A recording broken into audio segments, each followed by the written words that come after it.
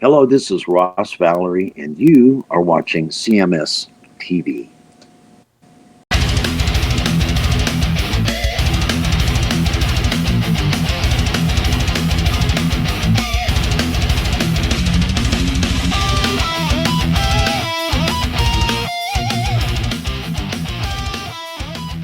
It is Chris Aiken Presents. I, of course, am Chris Aiken. And today on the show, returning guest, I'm super happy to have him on because the first interview we did, we sort of left things a little up in the air as to where we were going to get. It's been a year and a half later, I think, and we're going to find out where we are. There we are. That's right. Well, and of course, the man we're talking about, you certainly know him from Journey. I know him from Journey in the Storm. People know him from a lot of places. They should know him from this solo record. All of the above. You might have seen my profile in the post office. Not really. Of course, it's Ross Valory. Ross, how are you, sir? Very well, and thanks for welcoming me back. Oh, man, I'm always willing to talk to you, man. And like I said, and like we were talking about right before we started too, this is a redo kind of. It's like we're sort of catching up. We're seeing where we are now.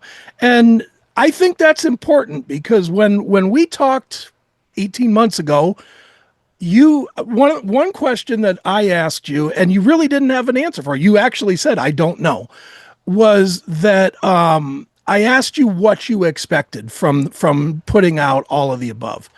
And you said you weren't sure. You didn't know. You didn't know how the fans were going to react to it. You didn't know how it was going to be perceived. Right. It's been a year and a half. People have had plenty of time. How has it been received, and how do you feel about how it was received? Well, I could probably answer that question now better than I could have answered it better. What did I expect? And what do I expect is for people to have the opportunity to hear the music. Mm-hmm. And of course, also to see the music videos provided for all of the songs that I've had up on YouTube for a while, including a new music video for the additional track for the hard copy release of vinyl and CD. Sure.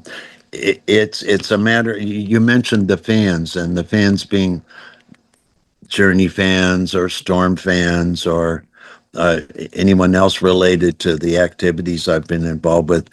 What I'm presenting is something in many ways quite different than what a Journey fan would expect from what I've been doing before. So just the answer is to the opportunity for people to hear it. Sure. Do you think, as a creative person, I know a lot of creative people, obviously, and what they want is to be appreciated for more than one thing. And certainly the massiveness of Journey really makes that very difficult. Do you think people can ever appreciate Ross Valory for Ross Valory and the different windows into what you are creatively? Right. Yeah, that's the big question. One thing that I don't have an ambition for, even though I am promoting and going to the trouble to reach out and to advertise, I don't have the expectation of carving out a career in the music business. It would be nice if a niche was created for my very eccentric approach to music. But so the expectations are simply just for people to hear the music and have the chance, the opportunity. So that's purely artistic. Sure. That might be considered a little unorthodox or even maybe naive. Maybe some people might think that, but to me, it's not naivete. It's expressing everything else in my life that has been hitherto unheard. Right. Is it more fun now because it's not part of the machine? Well, not to say that the machine was not fun. That was a lot of fun. It's fun because it's my passion. It's music that is set, in some cases, for many decades, either in some cases incomplete, but certainly unheard. So the fun is in the passion, it's in the artistry of the music. Right, certainly. And I don't have a target market in mind or a target audience. So I have the freedom and have fun, as you put it, in creating and completing all this music that's been waiting. Sure. So there's a satisfaction personally in Hmm. having finished what I've started, and then having the opportunity to present it to people. I should also say that all of the above might seem to the listeners or to the viewers as, okay, this is it. It's really not it. This is the first edition Sure. of a greater collection of original music and of other favorite songs that I've wanted to cover. So, as it is, all of the above sounds like this is it. Well, there's going to be more of the above, Okay. and not long from now. In fact, I've got a considerable amount of material. I've got another album. Actually, I've got two more albums worth of material recorded. Oh, wow. Yeah. So, Is but one thing at a time. sure. Is the newer stuff, and since I'm sure we'll do this again when that comes out, I don't want to get too far into it, but is the stuff that you're sitting on right now, is it in the similar style to all of the above, or are you kind of reaching into different directions? Okay, one of the main concepts of all of the above is there's a great amount of variety, Sure. song to song. Yeah, there might be a certain theme, there might be a certain thread in that, like three songs, maybe uh, Windmill and Wild Kingdom and Incident at Nishabur do encompass sort of Latin jazz. But other than that, all of the above is there's quite a bit of variety. The material that's yet to be released will expand that Okay. already broad horizon, Right. very eclectic.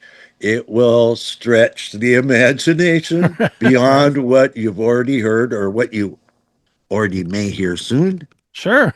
There we go. Yeah. Right on. Well, Ross, as we move forward here, let's talk a little bit about the new track. Let's talk about City Lights. Cool song. Was it something that was sitting and just didn't get to the release on all of the above, or is it a new piece that you're working on? And where does this one fit? The answer to both questions is yes. Okay. Okay. City Lights is a sister song in many respects to Night Flower because it was written and for the most and created when I was working years ago with George Tickner, original member of and guitarist, original member of Journey, and with Steve Roseman.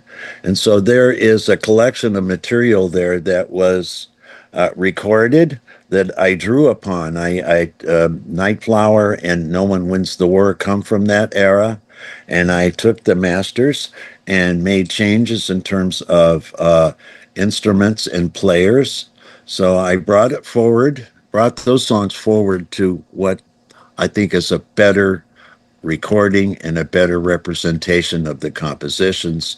And in looking back in the last year at that material, I decided that I should do the same with City Lights. Okay. And so I added, for instance, Eric Levy on piano. I mean, acoustic piano.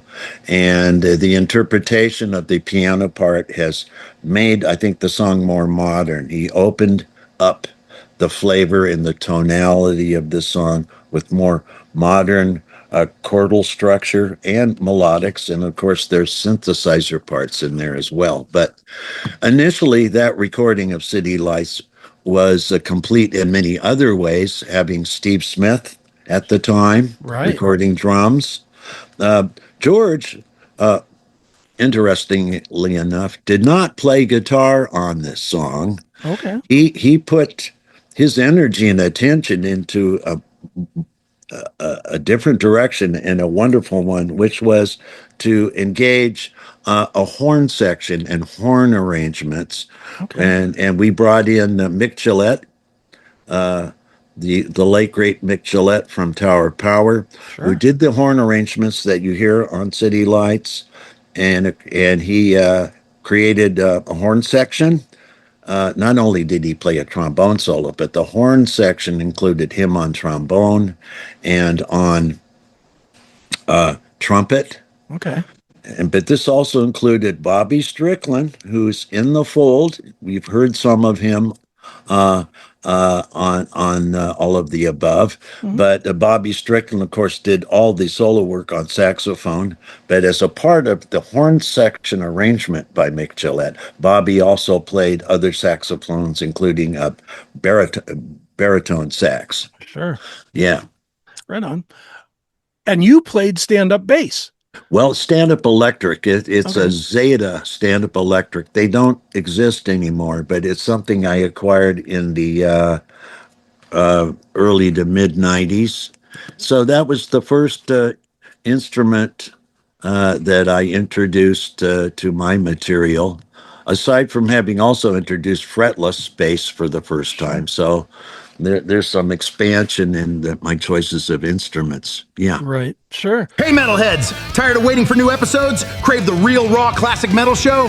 For just $4.99 a month, you can become a CMS VIP. You get every episode a full week early, completely uncensored, and 100% commercial free. It's the only place to interact directly with the show, plus you score the Fast Pass, so your song requests get bumped straight to the head of the line on every live version. So what are you waiting for? Subscribe right now at classicmetalshow.locals.com and become a CMS VIP today. Is it, I mean, you obviously have the Rolodex to get anybody you want. And certainly Eric, you mentioned Eric Levy, and Tara Parr and whatnot. I mean, these are big time professional, solid Right. guys.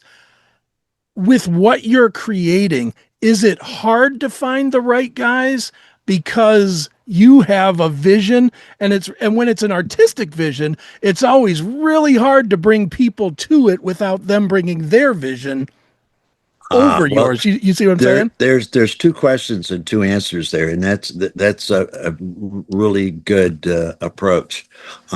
Is it hard to find these musicians? Actually, not. Okay. From song to song and in all of the above, I had a certain musician or a certain kind of musician who plays that kind of music well, and for the most part, they were easy to find. But there was something providential, something like that someone was there and they were local or they were in town at the time. So there was a lot of luck involved. It has not been so difficult to find the right musician. Mhm. It's to find them at the right time. True. Yeah, I mean there's a core group of musicians that I've worked a lot with, some of whom you've heard on certain songs on all of the above, but they happen to be all local and generally more available. That would include certainly Eric Levy, in Mhm. between Night Ranger. He lives locally, and he and I and Jacob Stowe, the engineer, have spent a lot of time with or without the other musicians doing all the post production and arrangements and mixing and et cetera, et cetera. Carl Perazzo, the premier percussionist with Santana, lives locally. It's a matter of having his time when he's home Sure. and not doing other projects while he's home. So the list goes on that way. To answer your question, not so difficult to find the musicians is to find the time. All of the above. I mean, it's been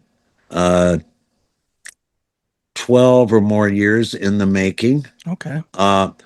The first 7 of those years was while I was still in a very busy schedule with Journey, Sure. touring and everything else involved with that. So the recording of the songs was piecemeal in between my Journey activities, which were pretty solid. Sure. And then the remaining 5 years or so was in and about the lockdown. So Right. that so you look at the 12 or more years, it was piecemeal by circumstance. Maybe it could have all been done, or at least those songs could have been either completed as recordings or done in entirety in a short amount of time. But it's a matter of timing and circumstance. Sure. Do you feel like the creative process for yourself got better after you left Journey only because you weren't torn, oh, I got to get this done now before I got to fly out for 6 more weeks or whatever? Actually, no, quite the opposite. Okay. For years, I worked just entirely with Journey and did not pursue, for the most part, other musical activities, except for some time that was spent in a very relaxed and a casual environment with George and Steve uh, Tickner and Roseman. Uh, Quite the opposite. To have the energy and the focus and the creativeness of performing with Journey, to bring that energy and enthusiasm and inspiration home, and to be working on my own project was it was boosting, it was energizing, and then that energy that was gained and that grew in the home project, I would bring that with me back to the touring and the other activities. So um, you had this compounding of energy and excitement and creativity. So quite the opposite, Okay. Chris. Very good. Well, let's talk just about the kind of as a whole, all of the above, because when you and I first talked, whatever it was, 18 months ago, um, I had only had it maybe 4 or 5 days. And I think I had actually told you that I wasn't like really, I hadn't really dug in, but I had listened to it 6, 7 times to get a good enough feel to speak to you about it.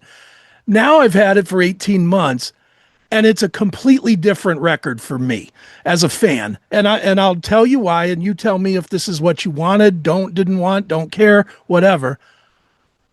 When you listen to it once, you hear it and it's either these are cool or these are not cool and whatever.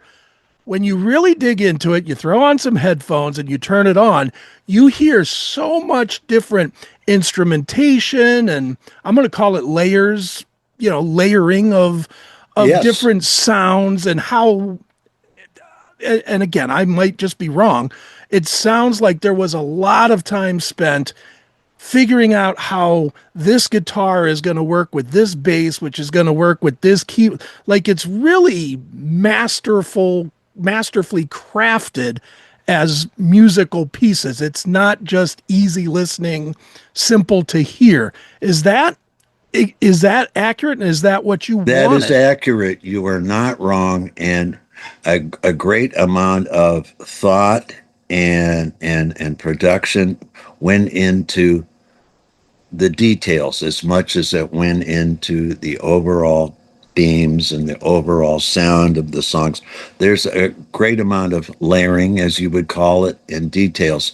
And if there's an instrument to be heard, even if it's just for effect or if it only appears here and there, it has its shelf. It has Hmm. its place in the picture. So as you listen more and more, especially with headphones or with some kind of, sophisticated sound system that can reproduce uh, with some a flat level, reproduce all the frequencies, you hear more detail, and some of it is quite intricate. Yeah, Um, I, I don't think on listening one or two times that you could catch it all. There's more to hear, more to see as you go deeper into the mix. And I would like to think that that approach, that amount of attention that Jacob and Eric and I uh, gave to create the recording and the mixing of it is a little more sophisticated than your typical rock and roll album. sure. No, it definitely is. The interesting thing though is I know 1,000 musicians as you do. And the one thing I know about every single one of you guys, you're never satisfied.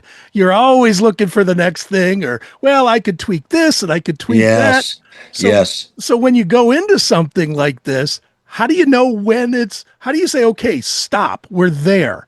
Or do you never do that? Are you still listening to it yourself and tweaking it? Any artist is always that way, whether it's you're an author or a sculptor or a painter. You got to know when to stop, and that comes with experience. Mm-hmm. I think as time has passed, as we've developed and completed each composition, song by song, we learn by experience when to leave it alone. Right. Right, certainly. Well, Ross, the one thing that I would not be doing my job with if I didn't ask about it is the obvious. With the re-release of all the above, it's the physical release. It's the vinyl, it's Yes, the CD. yes, yes. Why was that not part of the original move and how did it come to be now? Well, to begin with, I mean, my objective was at least to get the material complete Okay. and have it available digitally so anybody could hear it. And of course, with YouTube, anybody could see it as well. That was the initial push. Um, if you want to call it a push, I think it's more just of a presentation. And, Mm-hmm. and things have developed far enough along where people have found, including me, have found that it is worth actually releasing hard product, CD and vinyl. And I engaged with this company, my record label, Oid Music, engaged and put together a deal with Experience Vinyl. Okay. And that's the label that is presenting the products, the vinyl and the CD. And of course, if anyone's interested in acquiring the release version, they can order through experiencevinyl.com or rossvalory.com, my website. But that would include the main release of the vinyl and the CD, or a pre-order of a special edition, Okay. which includes a purple swirl vinyl instead of black, Right. and it includes an autographed photograph. Look at that. Wait a minute. Wait. Yeah. So, what was it that developed? Well, because people thought it was worth it, and Okay. there's two things about hard product these days. First of all, CDs did not need to go away. That True. was an industrial push to get rid of that and contain everything in the digital Mm-hmm. world, and for basically artists to make less money and for the industry to make more. Yeah. Okay. And people still like CDs. I have a CD player in both of my cars. Of course, neither of them are brand new. Right. And I have CD players everywhere. But anyone I would hand out promotional copies of private copies of Mm-hmm. the album as it existed. And thinking, that's great, but I don't have a CD player. And going, have you got one in your car? And they go, yeah, but I haven't used it in a long time. I said, I know a good stereo shop. But anyhow, CDs never needed to go away. Right. And they are actually back in the surge. But regarding vinyl, which was much more interesting, vinyl has been reintroduced to the market, so to speak, quite a while ago. And it has grown significantly from what has been a boutique audiophile world to something that's more popular. I learned that worldwide last year, uh, uh, vinyl Yeah. vinyl sales grossed $1 billion. Mm-hmm. Of course, you can't be fooled by that because $1 billion now is a lot less value than $1 billion when vinyl was peaking Sure. as a hard product. But it says something about how popular vinyl has become. And of course, you may know, most people know that you can actually purchase a decent, even semi-professional turntable if you choose a good stylus, relatively inexpensively. Sure. Mm-hmm. And of course, all the outputs from the turntable, you got digital, et cetera, headphone jacks or whatever you want. So turntables are not some old machine that you have to find a way to hook it up with a modern receiver. That's all taken care of. So the turntables are inexpensively, Yeah. they're back, and people in some cases collect vinyl, Oh yeah. even if they don't have a turntable, because they just like it as a collector's piece. But then there's this other tangent view. When people get an album as opposed to even a CD, the letters are bigger. The artwork's bigger. They can Right. see and read more detail. It's sort of like the music, the more you listen to it. But Right. Sure. yeah. So anyhow, I've chosen to work with Experience Vinyl, and we're co-promoting the product. Excellent. And people can pre-order the CD or the album or even the special edition by going to rossvalory.com or experiencevinyl.com. It's pretty exciting. So back to you, circling back, Right. since we decided to go for hard product, we also had time. You asked about, is it ever done? Is this song Right. complete? Well, we did. Jacob and Eric and I did have time to listen to, with fresh ears, what we had produced in terms of a mix and subsequently a master. And there's certain things we thought we could make better without reinventing the wheel. So it's never done. When you have an opportunity over time with fresh ears to reapproach something, then there's another version. Okay, so what we did is we remixed the album, and of course it was remastered as a result for digital and remastered for the other media. Right. And at that point, I'm going, City Lights, there's no reason why that shouldn't be included in this. So the new product and the new presentation, even digitally and even on YouTube, includes City Lights as a 10th track. Right on. Well, Ross, we'll wrap it up here with one last question. It's the only sort of journey question I'm going to ask you, a direct journey question. And it's not really a direct journey question. It's just kind of a picture. And I've asked this to the few that I've had that fit into this box, and you're one of them. Most recently, Phil Collin from Def Leppard. Obviously, Don't Stop Believin' is one of those iconic songs. And what I mean by that specifically is everybody knows. You don't have to be a Journey fan to know that. Exactly. You're right. Yeah. Without telling me simply you're honored and blah, blah, blah. Tell me the truth. Did you know it when you guys were doing it that you were on to something that was way beyond everything else the band did do, would ever do, and would become this iconic classic that every human being on this planet would know?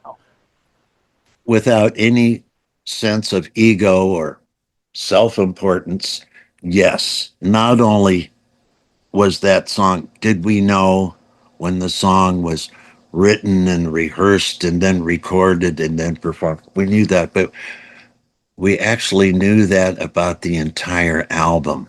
Sure. We knew once Jonathan Cain had joined the band that those five people it was the best combination of musicians and writers. It was at the right time, at the right age, in the right place, and of course with the right kind of management and promotion. Absolutely. Not to mention Herbie Herbert, our fallen leader. Well, long time partner manager. Right. So the answer is yes. We knew it. Very good. We knew it. Well, we all know it here. On the other side, we certainly know it. But, and what a blessing. Absolutely. There's so many good musicians that I know or have known, creative, good writers. And and I've seen that so many of them never get noticed or never Sure. get that shot in the Right. business. Some of them are very, very flexible. Right. They want to stay in the business. They haven't made it as a writer or musician, and they go into management or promotion Mhm. or lighting or Right. audio engineering. A lot of those people had been initially musicians, but anyhow, it's all about having had the opportunity. Right Yes, on. Journey had the talent and has the talent, but all of us were in the right place at the right time in the right combination. Right on. Magic. It was, man. It was Well, magic. magic as well is all of the above. It is Ross Valory. It is now being released, physical product. Easiest way to remember, rossvalory.com. That's simple. Go over there, buy it. Don't be lame, everybody, and just stream it. Buy it, buy it, buy it. And Ross, this is always fun, man. Thanks for joining me here on Chris Aiken Presents. Thanks, Chris. Where do I send the check?